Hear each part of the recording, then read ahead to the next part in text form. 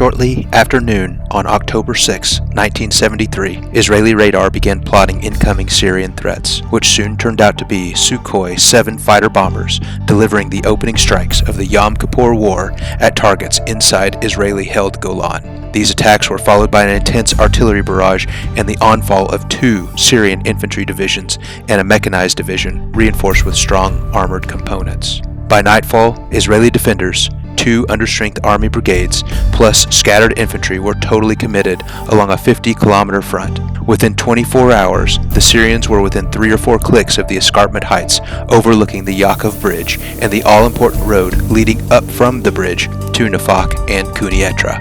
But this was their high water mark.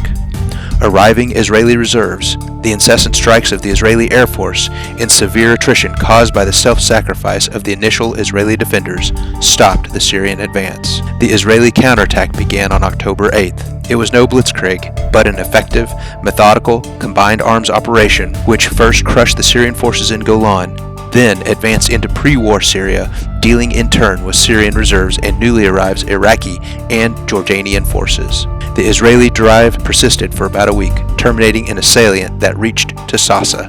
For the remainder of the war, the Israelis were content to stay in place, confident that they had shattered the Arab offensive capability. Welcome to another Sacred Mountain Battle Report, Golan, 1973. Hey everyone, thanks for tuning in to another Sacred Mountain Battle Report. Today I'm going to be playing Golan, 1973. This is a garage sale find by a friend of mine who got it for $2 and knew that I was kind of getting into Hex and Chit war games from the golden age of wargaming. Got this for me. Gave it to me as a present. When I got it, it was completely unpunched, but not sealed. So I'm just going to do a quick unboxing and then I'll get right to gameplay. And when I do the gameplay, I'm not going to go through the rules because nobody's playing this game anymore. And this is mainly just going to be a short information about to see kind of how these older war games were played. So came with 2, because it's a 2-player game, not a solo game. It came with 2 quick reference sheets, one for each player that I've since laminated. This is the official Golan supplement, 4 pages, and this is the Modern Battles rule set that would be universal across the entire Modern Battles series. And then each rule set has a supplemental rule set that goes through the specific scenarios, identifies things on the map that might have specific rules, in our case, the DMZ and the anti-tank ditch. And like I said, this was initially unpunched, and just for the next person in line that gets, I went ahead and photocopied the Hex and Chit board so they'll know whether or not they have all the chits still with the game. This is the entirety of the chits. I have them organized. Blue are Israeli, yellow is Syrian, and by today's standards, they're a little smaller chits, and the hexes are also a little smaller. This is the game board. I'll have it hopefully a little bit more zoomed out, and it's not quite as brilliantly colored as other game boards that we might see in the modern era, but I like it quite a bit. You know, it just scratches an itch. Here we have, I believe this is the Syrian side and the Israeli side over here, and I'll mark terrain objectives with appropriate chips so it'll be a little easier to see. I hope you enjoy this. Like I said, I'm not going to go through all the rules because I'd probably get them wrong, and then old grognards probably would shout out and say, hey, you're doing this wrong. But I hope you enjoy it. I'm going to be playing it solo. Okay, I finished deploying both the Israelis and the Syrians. Now the way deployment works in this game is there's 3 scenarios, and I'm playing the historical scenario 1. You're given the units that you can deploy, and either it'll say deploy on this hex or adjacent or within 3 to 6 or whatever hexes. I played this game once, and because I didn't read the victory conditions fully, the Syrians won an instant victory very quickly. Apparently, the designer notes suggested that the Syrians are really going to be struggling in this scenario. A note on the objectives: the green poker chips are Syrian-controlled cities. The blue poker chips are, I should say, towns or villages. The blue poker chips are Israeli-controlled villages, but are objectives that can give you victory points at the end of the game by scoring them. Also, the game is played by accumulating victory points that you get from killing various units, and I'll go over that maybe as it occurs, and I might keep a running tally somewhere. A little note on the terrain. Movement on roads, which is a solid line, just costs half a movement point. The dashed line costs 1 movement point. That's a trail. The darker areas, this is rough terrain, and this gives a significant advantage to the defending unit with 3 column shifts to the left in their favor. One of the big issues early in the game is the Syrians have to fulfill some obligations in order to win at all. And those are, the Syrian player has to get 10 units to the 12th hex row, this guy right here inclusive. So at some point in the game, Syria has to have 12 units west of that, which is kind of a long way. In addition, Syria must take 3 of these fortified areas, they're scattered all over, of the Israelis at any turn. It doesn't matter, they can take them and then lose them, doesn't matter, but it has to happen at least once. So 10 units passed, 3 fortified areas, instant Syrian victory if they get 1 unit off the western edge of the board. Talking about the units, there's basically ground units and artillery units. Now there are different types of ground units, and you can maybe see this is an artillery unit. So you have barrage, first fire, which is kind of a defensive fire, and range right there, and then their defensive value if they are if they're getting attacked directly, and then their movement. So that's mechanized artillery that can move pretty quick, 12 hexes. Then there are ground units. Here is an example of an Israeli ground unit with, now you can see this guy doesn't have the barrage or first fire because he's just mechanized infantry with a 2 attack, 3 defense, 12 movement. These top numbers just denote the division and battalion or whatever. But they act the same as a tank would or any other ground unit, foot infantry, etc. There's one other type of unit, the Israeli SAM sites. So this is a special rule just for Golan. This is an Israeli SAM. The movement is 0. The defense is also 0. So basically, if these guys get touched, I believe they go away. So now you'll see the range, though, is 25 on this SAM. And the SAMs, 25 hexes is nearly across this entire board. And so different than the previous game when I had my SAMs deployed, looked a little bit more deeply into the rules, and these guys are going to be way in the back because we don't want to lose points for that. Okay, so for air power, Israel has 30 ground attack points that it can allocate at the beginning of every turn. The Israeli player is supposed to keep this secret, and he or she can allocate 0 ground attack points or 30 ground attack points that will be used during the game. Once they've allocated the ground attack points, they have to be used during that game. They can be used for one of 2 things. One, they can be used offensively, similar to an artillery attack. So you can allocate lots of air to, kill a specific infantry, which I should have done on my last game when I was able to exit my Syrian off the western edge. Or you can kind of use them defensively to suppress these SAM sites up at the top of the map. And once a SAM site is suppressed, it's suppressed for X number of turns that I'll try to remember to denote with the dice as I move through it, since I won't have anybody keeping me honest here. Air power or ground attack points is a staple rule in all of the Modern War series. I was mistaken. It's not just in Golan. There was one other thing. It may look like there's a lot of Syrians on the board right now. There are. But this is all the Syrians get. This group is the command reserve of the Syrians stationed around Sasa, and it does not get to move until like turn 12 or until an Israeli crosses the DMZ, the demilitarized zone noted in blue.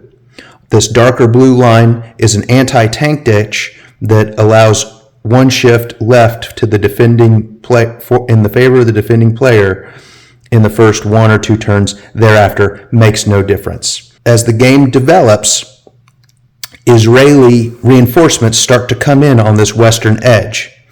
The designer notes specifically say that you can go for that major decisive victory and try to fight inside the Golan as the Syrians, or achieve your initial victory goals, which is victory conditions, because you have to have those 10 units west of Hex Row 12 and own 3, at one point occupy 3 fortified hexes, and then you fight basically for a stalemate as the Syrians. If you try to go for a big victory, you've got to count on really good dice rolls and good tactical play, because the Israelis get so much more stuff later in the game that Israel will have you in the bag by mid-game, and they'll control the whole map because they'll attack you piecemeal when you don't have good defensive positions. What it's suggested is to kind of fight for a marginal victory, get your victory conditions early, and then scoot back into your fortified hexes back here. So as the Syrian player, that's what I'm going to try to do, and I'm going to try to use my ground attack much better. And like I said, I'll keep a running total as best I can. Here we are at the end of the Syrian first movement phase. Just a little note, again, I can't move the Syrian troops around Sasa, and 2 additional movement points to cross the anti-tank ditch in the first turn. So I can't get all 10 units to fulfill that first victory condition on the first turn. I tried every different permutation I could figure out, but couldn't make it. So I'm going to have to do that the second turn. I'm sure that's by design. The Israelis, secretly at the beginning, they decided they're going to commit, because I made such big mistake previously, they're going to commit all 30 of their ground attack points this phase. I guess they'll probably have to use them for SAM suppression, because the Israeli player, me, was anticipating that they would start to try to advance a unit all the way past and take it off the edge of the board and try to get that quick overall victory, and they were just going to annihilate it with air support. So I'm about to start first combat phase. And if you end adjacent, you have to attack it. So I've got combat going on here. I'm kind of playing it cagey right here because I want to take this fortification, and there's a fortification right here at this city, village, Rafid. I need to get this fortification, then I'll potentially get a victory point if I can do something with develop these units over here. And so I'm just going to try to attack one. Now, I could be adjacent to multiple, but I attempted not to do that. Okay, I'll go through one of these combats and then resolve the other. Well, I should have done the SAM suppression prior. So the SAM suppression goes at the beginning, and I'm just going to commit 15 ground attack points, air power points to SAM suppression, and then I'll use 15 for ground support. I won't lose these during the course of the game. All it does is potentially award victory points, but I'll suppress some SAMs, and I'll choose those and then get back to you. Okay, I've allocated my SAM suppression. I'm using 15 air superiority points to suppress SAMs. These 25 hex range SAMs here, allocating 2 to each of those, and then allocating 2 to this 12 range, and 1 each to these mobile sites here. Oh, this should be, then 1 each to all these guys here. So I just need to roll a d6. I'm going to start right here, and you consult the SAM suppression table, and this will give us how many turns that particular SAM is suppressed right here. So from right to left, I'll just roll this first one. So a 6, that's a terrible roll. Yeah, SAM suppression, I allocated 2, so 0 points. So that SAM is still active. I'll just roll the second one while we're here, so you'll see. Okay, a 1, I've committed 2 SAM 2 ground attack points, ground support points to that. I rolled a 1, so it's suppressed for 1 turn.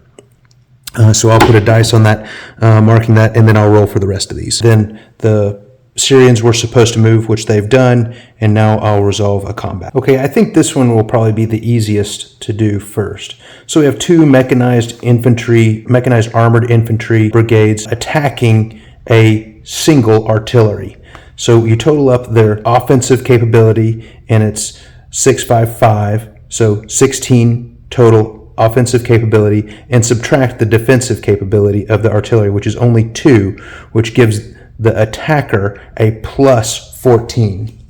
You'll consult this table, the active combat table, greater than plus 12, and then I'll roll a d6 and then give you the result. However, this unit is on rough ground, and so that gives me a 3-column shift in my favor. So these guys are hoping for a bad roll on the Syrian's part. So the Syrian player rolls, and he rolls, oh, that's not good. That's rolls a 1. And we're having to use the active combat results table. I'll tell you why in just a second. So it starts at 12 and then shifts 1, 2, 3. So, and that makes it a D4. So the defender has to retreat 4 hexes. So it has to leave the zones of control of these guys and then can retreat in any direction. There's no specifics on how that has to happen. Not a great result. So this will help out the Israelis there. Oh, the active combat results table versus mobile combat results table. The Syrians have to use the active combat results table until some turn in the future, and then they can switch to the mobile, but they have to declare which they're using at the beginning of the phase, and they use that for the entirety of the phase. The Israelis can use either. The difference between these is the active combat results table, you're risking greater likelihood of elimination of your own units as the attacker for potentially greater gains, whereas the mobile combat results table is less risky in eliminating your own units. This is a little bit better for the war of attrition later in the game. This next attack is a pretty good example as well. So these 2 Syrian tank battalions are attacking across the anti-tank ditch, so that's going to involve a shift in the defender's favor, 1 left. Then the defender is in a fortified hex, and that causes a shift of 3. So that's a total of a shift of 4 left in the defender's favor. The fortified hex also doubles whatever the defensive factor is in the fortified hex. This mechanized infantry's defensive factor is 3, doubled to 6, so that makes it a 6 plus and then a 4-column shift, because it's 6 and 6 attacking versus a 6 defending, and then a 4-column shift in the defender's favor. So we need to get that up to 12 to get it all the way over to this far right column, so we can have a better defensive or better attacking bonus. And so that will involve the addition of 3 and 3 rocket artillery firing into Rafid as well. This artillery, I think, is just going to take a pot shot at one of these tanks, and nothing will happen if we lose. So here we go. We're going to roll on the active combat results table. 1, oh, that's a good result. So 1, but shifts 4. 1, 2, 3, 4. Defender retreats 3. So this is a really good result for the Syrians. 1, 2, 3. Can't end in a hex adjacent to one of these guys. These guys are going to retreat 1, 2, 3 along that road, and actually the tank gets to advance into that area. That is a fantastic result for the Syrians. We'll go ahead and resolve this barrage fire into the tank here. 4, so it's a 1, 4, so it's a minus, so he has no cover there, and the DM's, I'm not attacking across that, so he doesn't get any protection from the anti-tank ditch. Oh wait, I forgot, the Syrians cannot bombard into Israel unless it's a barrage bonus from adjacent attackers. Okay, I'm going to move down and I'll resolve these and then I'll get back to you. So that, yeah, I can't do that. I'm resolving this combat here. This is mechanized infantry in rough ground, so he's going to get a shift 3 in his favor. They're not attacking across the anti-tank ditch. His defense is 3 versus the attacker's 3, so these guys cancel out. So now with this tank, he's at a +6, but we've got to get it to a +12, and we get 6, 7, 8, 9, 10, 11, 12 from these two artillery bombarding here. I rolled a 6, as you can see there, and a 6, he's at 12, but shifts left, 1, 2, 3. BR means both retreat. The Israeli, who's the defender, has to retreat first. Now they can only retreat 1 hex, and if he retreats here and stays within combat range, I believe he'll be eliminated. Here would be eliminated, here would be eliminated, so he has to move back here into this hex where there's a tank there, and the tank will also get displaced backwards.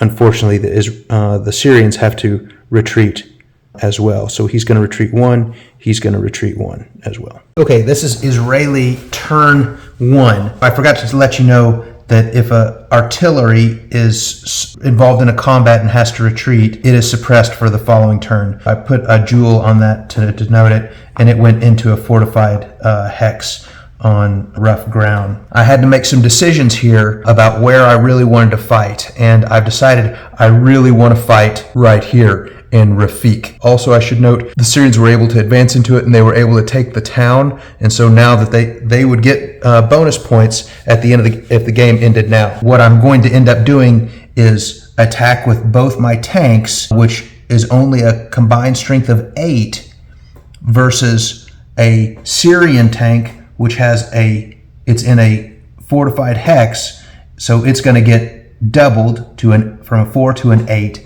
and it's going to get a 3-column shift to the left in the defenders or Syrians' favor. So I'm going to commit all 15 air points to this battle and really see if I can take back Rafik. The other places that I'm fighting, I have 2 tanks that were over here on the heights and came down off roads to attack the Syrian tank that's out in the open. The Syrian won't get any bonuses, and that'll be an 8-4 in my favor with no column shift. And he'll get some ground support from this artillery piece. Similarly, these 2 guys have opted to try to do something with this Syrian tank here. Although this will get a column shift, he's also going to get a little combat bonus there. And we'll be using the mobile column here and probably the mobile here. If I can use 2 different columns, I'll use active, mobile, active. If I have to use all the same combat results table, I'll use. It's early. I'm going to do all active results. I'll roll these up and get back to you. In fact, I'll roll these 2 up and then we'll resolve that one with the air combat because that's new to us. Fire's pretty easy. I'm allocating 15 Israeli ground support points, so I'm at 11 plus, and I count up. I forgot to move this artillery piece, so that's not a SAM, but I counted up all the SAM points. That's 1, 2, 3, 4, 5, 6, 7. So I greater than 6. So cross-indexing, I just have to roll a 6 or below. I believe it's 6 or below, equal to or less, and I get that many victory points. Just by allocating all those, the Syrians get 6 points for their victory points. Now I'm going to total this guy up, so that's 15. The Syrian has a defense of 4, doubled to 8. Their attack is 4 and 4, 8, so that negates the defensive fire bonus from these nearby artillery pieces. -1, -2, -3 in the Syrians' favor. No other artillery. That artillery is out of range. This artillery is out of range as well. 1, 2, 3, 4, 5, 6, 7. Just 1 out of range there. 2, 3. So it's a -3 right now. And then plus 15. So that puts it 12 in the Israelis' favor due to that ground attack aircraft, ground support. They're rolling on the active combat table. They roll a 4, and that's a middling roll, not great. So it would normally be a defender retreats 3 hexes, but it shifted 1, 2, 3, not attacking across the anti-tank ditch. So it's exchange. And with exchange, I total the number of attack points, I believe, or defense points. I'll double check that, and I have to equal to equal to or greater the number of attackers. So I may have to kill both of these guys, and that guy would be dead as well. Over here, the tank had to retreat 2, rolled poorly. Here rolled really poorly. They should have killed this tank and had to retreat 1 and left this fortified hex open for the tank to roll in next round. So this is a better game than what I played the first time, and it's pretty fun. I'm liking it so far. Those guys back in the golden age, they knew how to make a game. So this is not great for the southern front. So in the exchange, you give the total of the defense of the defender, which is 4 in the Syrians' case. Unfortunately, no, this will work. Okay, the Syrians' defense is 4, and the attacker's strength is 4 each. So they have to give equal to or greater in the exchange. So the defender's removed first. His defense was 4, so I can remove an attack strength of 4. Thank goodness. And that'll award more victory points to each side. And Israel is able to reclaim Rafik. And Rafik is liberated again for now. All right, I'll score up the total victory points and write them down. Okay, here we are back in the top of turn 2. I've allocated again all 30 of my Israeli Air Force, and I'm going to allocate. It's better to allocate even numbers, just the way the math works out. So I'm going to allocate 2 SAM suppression points to these SAM units, and I'm going to try to allocate a little bit more, even though these mobile units are short range. That means they can't move, and so they won't be able to cover this southern portion, and later I'll be able to take them. So they won't be able to move for 1 turn. So I just need to roll not 5 or 6, so less than 5 or 6. 1, 2, 3, 4, and it'll be suppressed. So this one is going to be suppressed. This one is not suppressed. This one suppressed. This one, suppressed. This one, not suppressed, suppressed. This guy, suppressed. All right, so now we'll get back to the Syrian movement. Okay, we've done the suppression, and we've done the Syrian, or the SAM suppression, and we've done the Syrian second turn movement. You can see the red jewels are showing where battles are. The easiest one is this guy just moved in and back out to take the city of Quneitra, and just make it doesn't have much game effect. It just makes the Israelis have to come back in and take it. Then I have this fortified city, Rafik, surrounded, advanced some artillery, so they're going to be bombarding as well. I've moved my SAMs, the mobile SAMs forward that could move, that weren't suppressed. I've moved a line of artillery forward so they can be in range of pretty much all of this. Advanced, these guys were kind of protecting the SAMs because I was scared the Israeli player might, or I realized the Israeli player, me, could come in and just touch my SAMs and start taking them out in the backfield.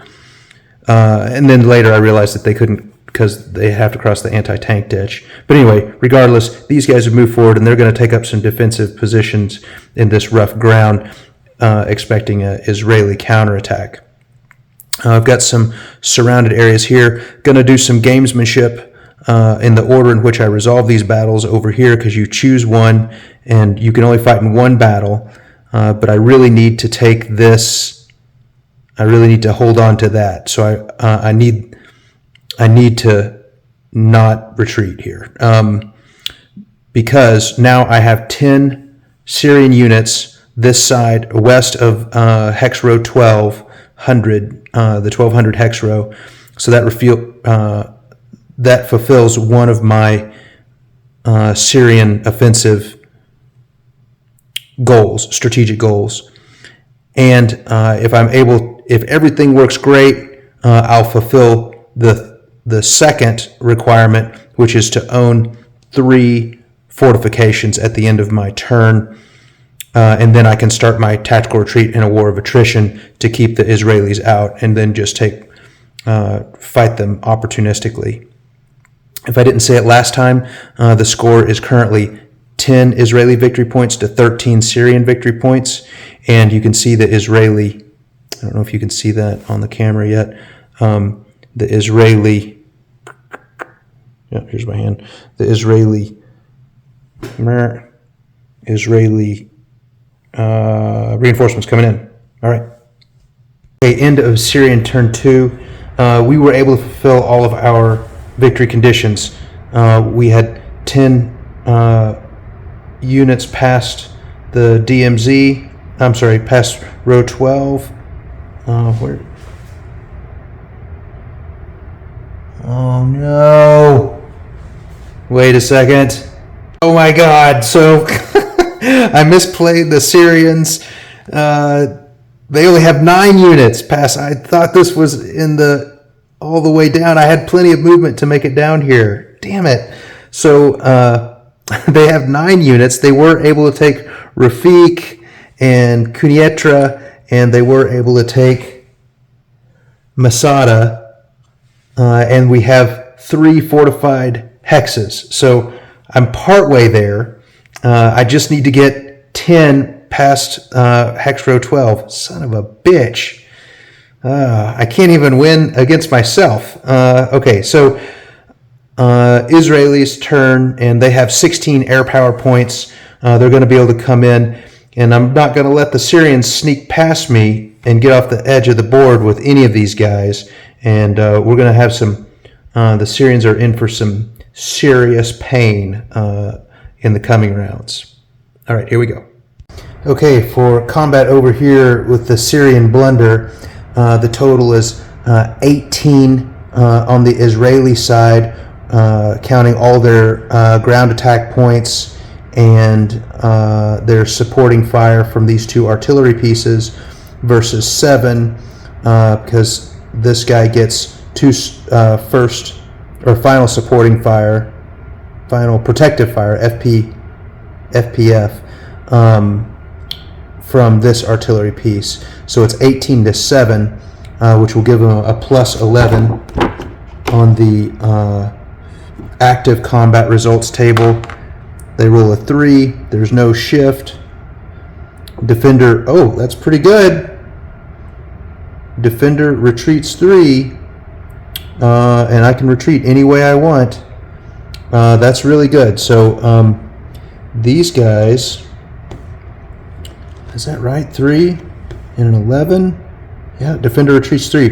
1, 2, 3. That works out really, really good for me. Or for the Syrians with that blunder. So hopefully I'll be able to fulfill that victory condition next round. Next is this guy. It is with the with the air cover and artillery cover from these 2 units. It comes up to 16. These mechanized infantry and tanks attacking. Mechanized infantry and tanks attacking this tank in the open, 16 to 10, and all these artillery are just 1 out of range from final protective fire for this guy. 3 on the active combat table, 3 no shift, 16 to what I say, 16 to 4, I think. That'll be defender retreats 4. And you can see I put the Israelis protecting this escarpment access. So even if I did want to retreat, 1, 2, 3, I'm going to retreat this guy, try to make a make a play for one of these guys. Oh, here we go. 1, 2, 3, 4. He's going to make a play right here, and he's going to try to get off the board with this single. That won't work, but I'm going to give it a shot. It's a big play, and I will have fulfilled all the Syrian obligations for next round, and we'll start the war of attrition. Too bad, Israel. Totaling the combat results, because Syria lost 2 units there. That gives 18 more victory points for Israel, bring their total to 28. The Syria only earned victory points through the SAMs this time, and they got 8, so it's 28 to 21 Israel's favor. Okay, you can see which SAMs are suppressed in this turn, and the Syrians are kind of going for broke. They're making 2 big gambles. One over here, they might be able to get an instant victory if they're able to break out. They're going to end up sacrificing 2 units, but no more. I'm not going to push any more units down here. The Syrians are going to really try to hold on to this rough ground through here and fight that war of attrition, like I said. But I am making a real big gamble over here. This could pay off really big for the Syrians. They are surrounding this salient right here, and if they could potentially have to retreat. I think they might be just able to retreat off the board. Maybe this is too much. This may end up being a bridge too far and another blunder for the Syrians, but what I think may happen is that if they can't retreat, some of these units might be eliminated. And as you can see, we've got more Israeli reinforcements coming in here in the south. So I'll roll this up. All right, finished up the Israeli attack phase. The Israelis ended up getting 8 points due to SAMs because the Israelis recognized that this was a really crucial battle and could have lost 3 units, and would have because the Syrians, for the 3 battles there, rolled a 1, a 1, and a 1. They were able to kill one of the units because it was eliminated, and then committed 16 ground attack air units to this to help these guys. They were able to break out and retreat, actually retreat forward towards the Syrian Golan, but they're still surrounded, so that can still be pretty bad for them. Let's see. Over here, I was able to suppress this artillery that also had to retreat. Okay, here we go. Israel, turn 3. End of Israeli turn 3. These 2 Israelis were forced to retreat. We were able to take out a Syrian tank over here in the south. In the north, didn't go so well. Had to end up having to retreat, and we're just really trying to keep these 2 tanks from getting off the map here, because this would be kind of bad. The Syrian forces would normally get to start moving at turn 6, but unless I cross the DMZ, which I did as the Israeli player, we're going to start eating up SAMs, and if you just roll through a SAM, you get it. Oh, and so that's 3 more victory points for the Israelis. So actually, their victory points are a total of 46, but that does free up the Syrian reserve, and so they're going to be able to start moving in as well. But I think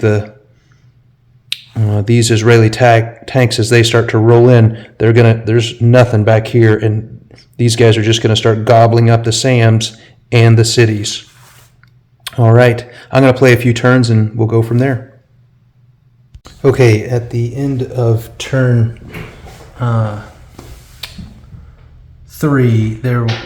end of turn 4, it looks pretty grim. I've actually started turn 5 now. I'll give you the casualty total in just a second. Syria was able to eliminate a Israeli unit there.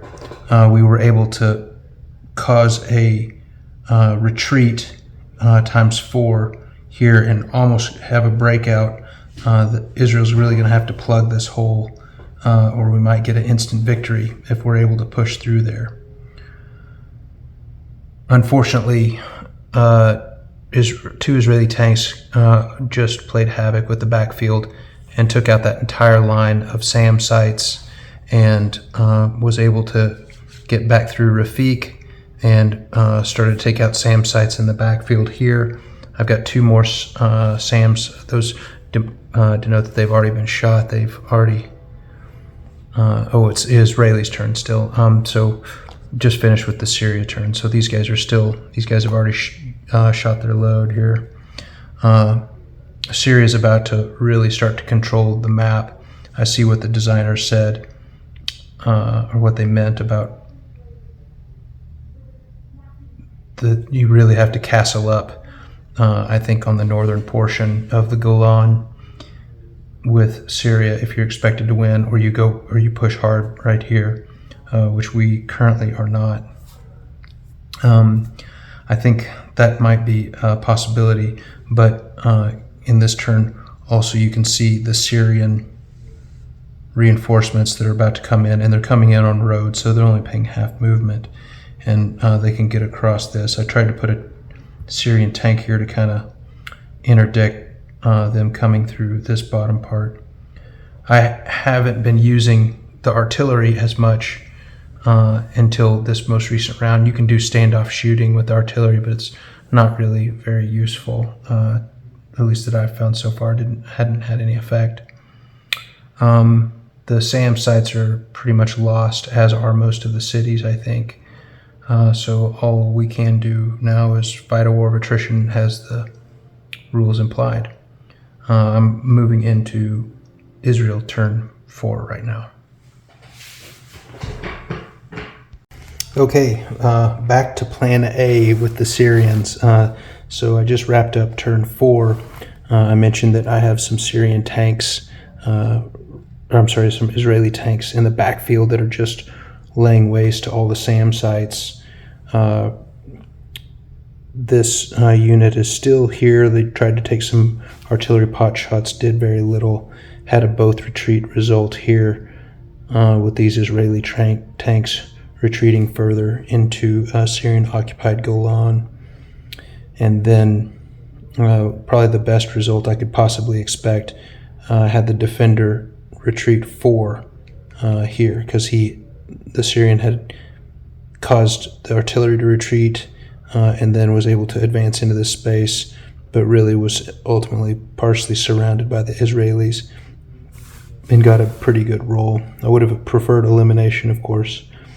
Now back to the Syrians, turn 5. The score is currently 76 in favor of Syria, 67 in favor of Israel. So Syria leads. So a game kind of swung back and forth just then, just as the rules suggested it might. Okay, here we go, turn 5.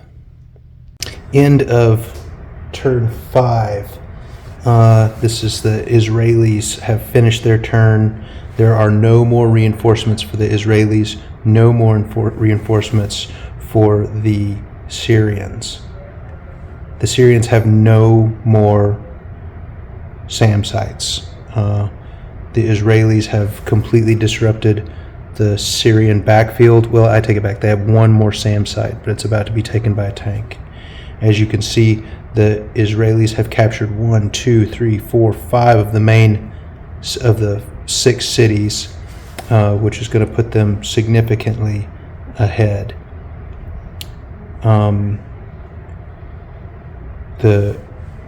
The Syrians are in a pretty good position to fight an attritional war right now.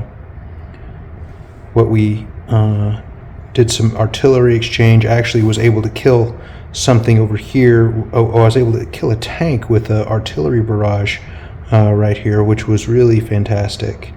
You can see the dead pile over here on the left side of the screen. The Israeli units killed and then the Syrian units killed. Most of those are SAMs. And 33 casualties, 33 Israeli casualties, 37 Syrian casualties with 9 SAM victory points, bringing Syria's total to 118 and Israel's total to 104 at the end of turn 5. I'm going to check for victory conditions. It can go to 32 turns, so I think probably we'll play it out a little bit more, but I may take a break.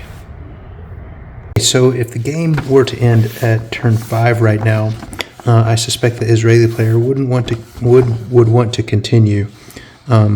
So right now, Israel has Sasa worth 25 victory points, Nawa and Hara. They don't have Bachin over here.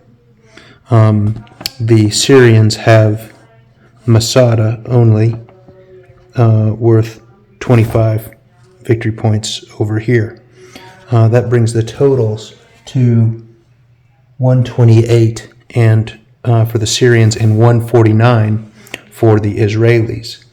The way this works is that you make a ratio, and that the ratio comes out to 1.16, which between 1.01 and 1.49, Syrian substantial Syrian victory if it were to end right now.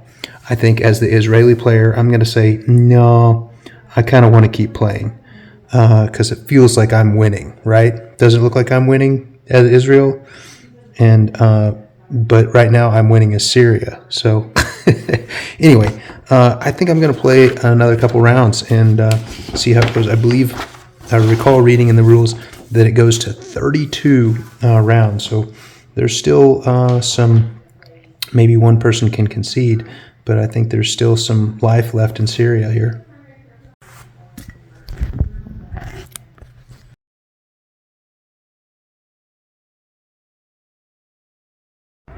Okay, back to the Golan. So it's actually looking, I totaled in the last take, I totaled the victory points up at that time, which was turn 5. We're turn 6 right now. And it had a Syrian victory, barely. But moving around a little bit, I was able to retake the Syrian town of Hara and the Syrian headquarters of Sasa with a tank. And now this tank is on a fortified area. I've retreated these guys into the Hara area. This is a 3 hex rough ground with a fortification here, potentially protecting Hara. So if I can get this unit eliminated, it's only a single mechanized Israeli infantry. That'll be good. We're just going to have to give up. We took Kunietra as well. Syrians took Kunietra, but the Israelis still have 21 air points to spend. They spent 9 and suppressed my 3 remaining SAMs. So that's no good. Over here we have the Syrians protecting this mountain pass. Kind of hard to see. So this tank, the geometry here is that they would come down this road. I believe this mountain is impassable except via the road, and so that they would have to move in and then be attacked by 2 tanks. So these guys are kind of holding these 2 tanks are holding the mountain pass. Then I have a long line of artillery here that are all on the rough ground that would give us a column shift. So Syria is trying to kind of consolidate positions and hopefully protect. I don't think we're going to keep Kunietra, but we'll see.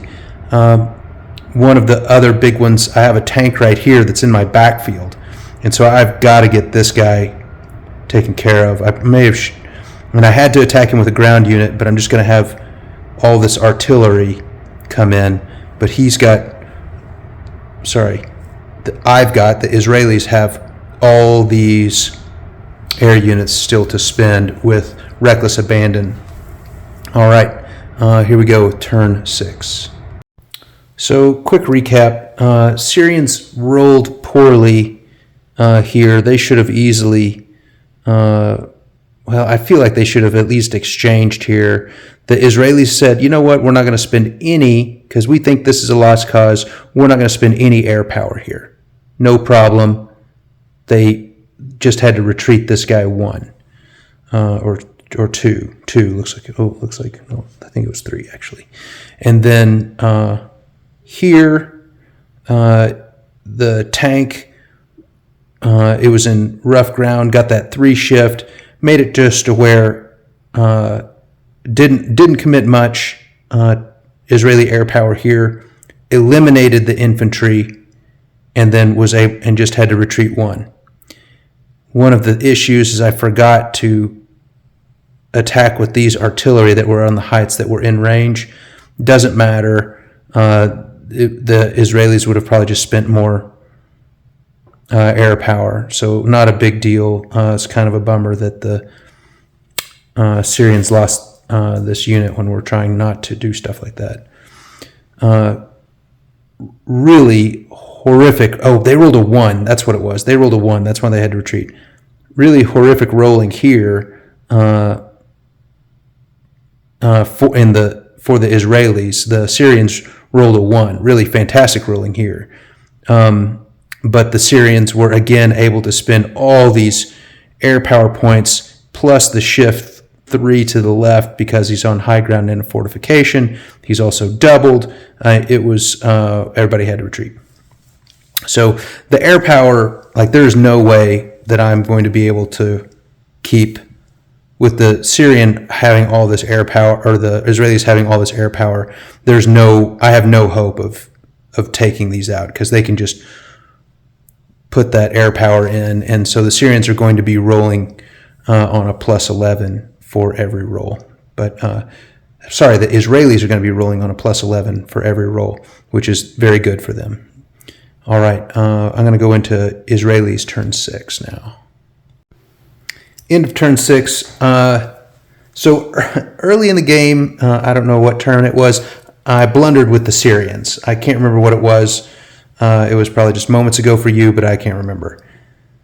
This turn, I blundered with the Israelis. I expended all my air points, all my barrage or air ground support points in Syria's turn. And then I didn't have any for my turn. I had this big push into the Golan, and I was really just trying to take care of things that weren't in cover, or things that I thought would be easy kills. And I had moved everything and then realized, oh no, I haven't saved any air points, but you can't go back in time, and I wouldn't take or have a take back against an opponent if I blundered like that. And so I'm not giving myself a take back to redo that. Anyway, the tank that was up here killed that SAM unit, one of my last ones, or one of the Syrians' last ones, and then came down along the road, avoiding Sasa, and took the Batjin village, mountain village there, or I guess not mountain village, Syrian village. Here, the tank was going to try to kill this artillery piece that's now here. Got a both retreat, kind of a poor roll because all of this artillery could support, and I didn't have any air to support this guy, even though this artillery was in the open. It just worked out that way. So it was just kind of a real, just a whole turn of blunder. Here, fortunately, I was realized that I needed to be rolling on the mobile chart rather than the active chart, because the mobile, so I can choose as an Israeli player, choose between the active combat or mobile combat results, and I work on the mobile combats because I'm less likely to die as the attacker. And so once I realized what was happening, I was like, okay, I'm going to start rolling the mobile combat. This guy ended up having to both retreated here. Yeah, because this guy's out in the open, and I didn't want to advance this one as well because I had realized also that I was going to have to fight everything here, and I didn't want to do that either. Then got lucky here with a both retreat. I'm sorry, lucky here with just, even though the column shift happened, the Syrian had to retreat one. That's a Syrian rocket artillery too, which they are pretty good, but short range. Here I got an exchange, which was kind of a bummer. Lost a tank to an infantryman out in the open. I could have lost these two infantry rather than the tank, but I wanted to lose the tank because it would give the Syrians less victory points by doing that. But the biggest blunder was here, where I had to do an exchange. I just had some artillery coming in. Oh no, the artillery I think was right here because I had forgotten it. No, the artillery did work out here, but got an exchange because there was a tank in this fortified area, got a 3-column shift, and it got doubled. The defense got doubled to an 8. Then a 3-column shift, and it was just an artillery and another tank, I think. And the worked out to where I had to lose both. The tank retreated, but now these heights are vacant on the Syrian turn. This is bad news for the Israelis. I'm going to be able to hold Kinietra, and I'll maybe able to get a tank or this mobile infantry, because he defends on a 5 in that square, and make Israel pay a lot in air support for that. And the SAMs are now, I'm sure they'll be suppressed next round, but these are not mobile SAMs, so their range is somewhat limited to about 12. But I believe they are in range of this fight here. All right. That was a cool turn. Turn 7. I should mention the score is now 135 Syria's favor to 121 Israel. Okay, I'm sorry not everyone else is excited, my other two viewers, but this is a really cool fight. So because there's a restriction on Syrian artillery, they can only indirect fire without someone attacking in Syria. So these two guys fired at the tank, did nothing. Here, these 3 units are attacking this mechanized infantry in the open. So they're way out in the open, no terrain here. So right now, it's these 3 mechanized infantry, rocket artillery, 2 guns, 4 guns, and then a big gun from way over here, all going in there. The Israeli has this unit that is defending on a 3. Oh, actually, that goes to 16. Defending on a 3, and there's not going to be any column shift because there's no terrain.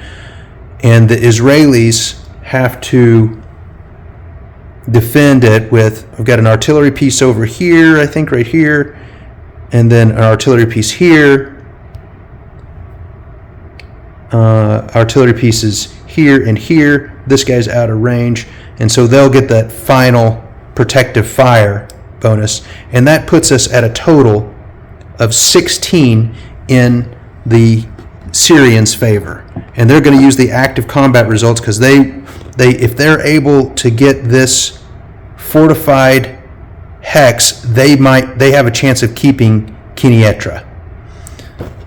And that's an Israeli, that's a victory point. That's significant. I think it's 50 victory points. Second most important city, followed by Nafa here. But to do that, to make this an even fight on the victory points, to bring it to 0, where it's 50-50, where both retreat, that would be okay. Exchange, definitely not okay. And attacker, we stay, and the defender retreats 1, and then the attacker has to take some points away, but we would still keep the ground. That's super important to keep this ground. The Israelis are going to have to expend 16 points, which is kind of what they did last turn.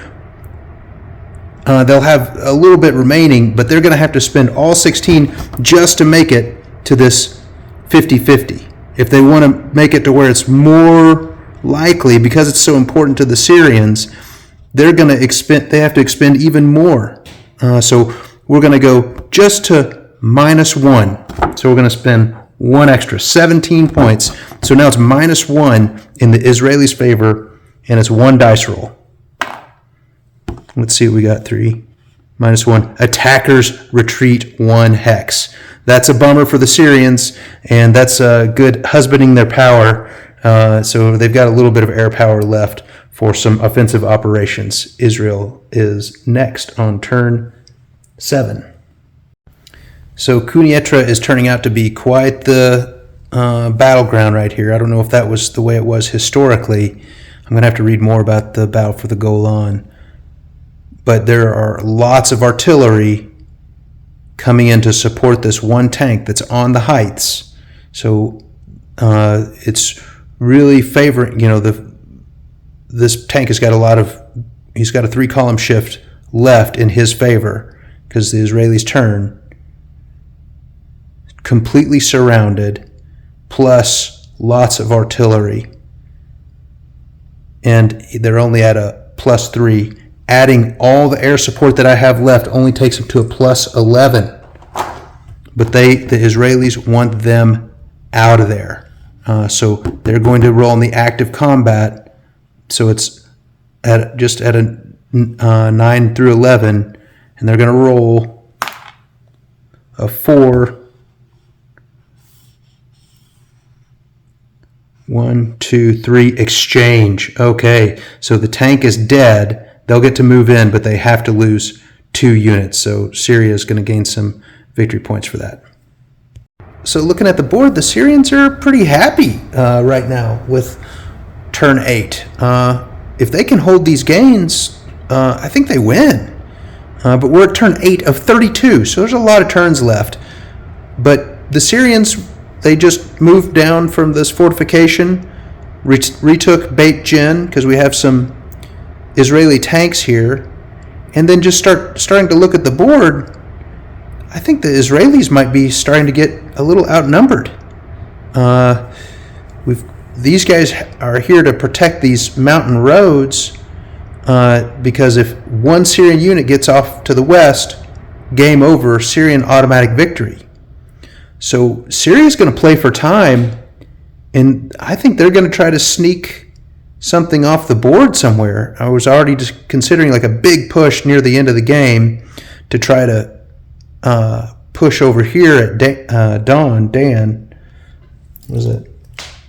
Dan, the village Dan. But I think, some of these little roads to get up this escarpment and then exit off the western edge, that looks pretty promising here and here.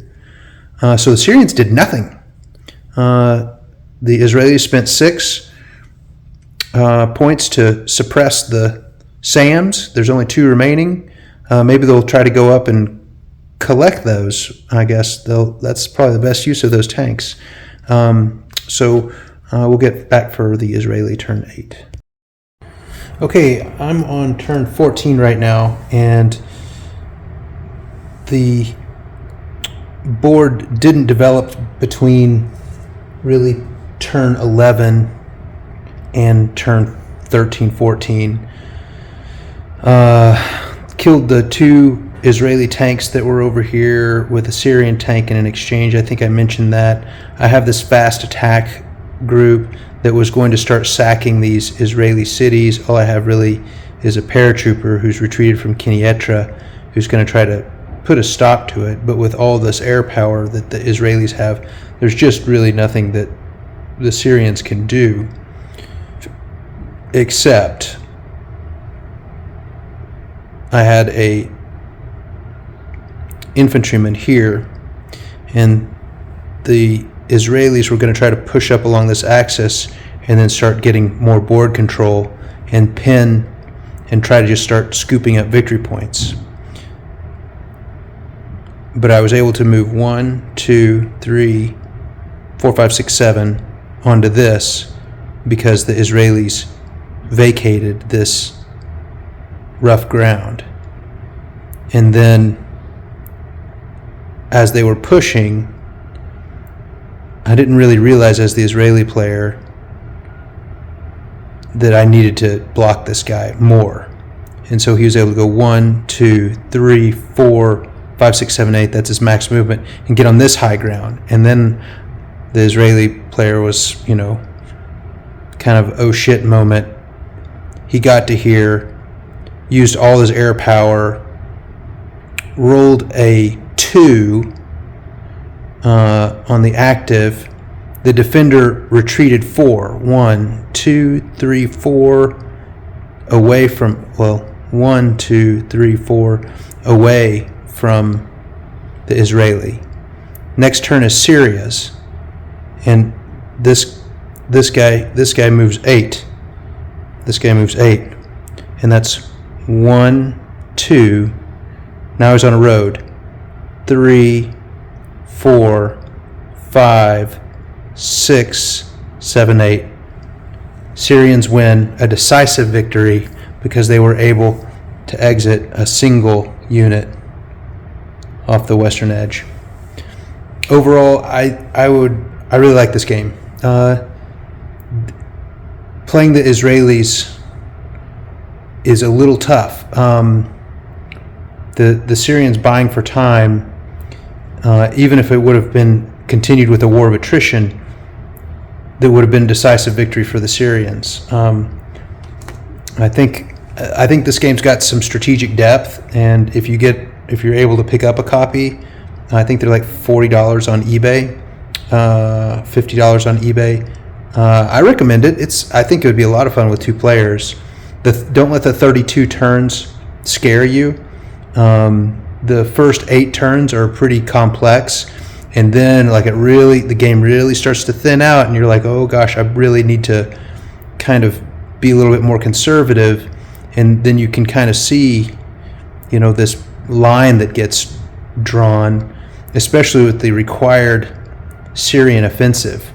Thanks for tuning in to another Sacred Mountain Battle Report. I know it might have been kind of boring with regards to the camera work, but this is Golan, Syrian-Israeli Combat in the 1973 War, Collector's Edition, printed in 1975, now out of print.